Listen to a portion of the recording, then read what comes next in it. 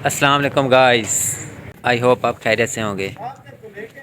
आज हमारा एक लेक्चर था 12 बजे और हम लेक्चर लेने के बाद फ़िश पॉन्ड किस तरह बनाते हैं वो देखने के लिए इस्लामिक यूनिवर्सिटी में हैं और हम फ़िश फार्म पे जा रहे हैं।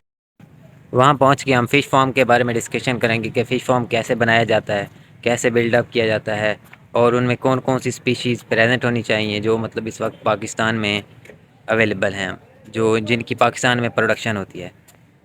हमारी क्लास हमारे साथ है इस वक्त सारी। So crazy.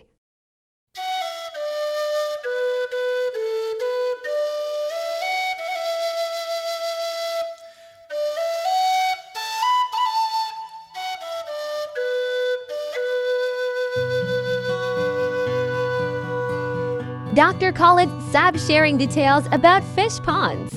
अच्छा, ये देखें कि ये जो पार्ट है ना इसी तरह का ही होता है। इसमें दो तीन चीज़ें जो हैं मिसिंग हैं।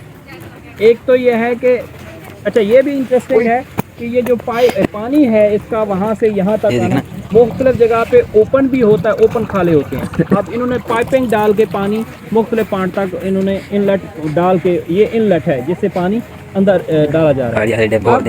ये इस तरह का उस आइडियल फिश पॉन्ड उस तरीके से नहीं कह सकते जिसमें आउटलेट भी हो, क्योंकि मुख्तलिफ जो अच्छे फार्मर हैं उनको तेज़ी से चीज़ें खाली।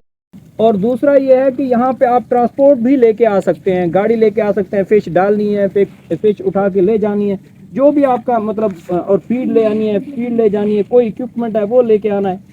तो ये सारी चीज़ें जो हैं इसीलिए डाइक जो है चौड़े बनाए जाते हैं। एक तो ये कि वो टूटे ना, दूसरा ये कि ट्रांसपोर्ट जो है वो ईजिली हो Thanks सके। for watching.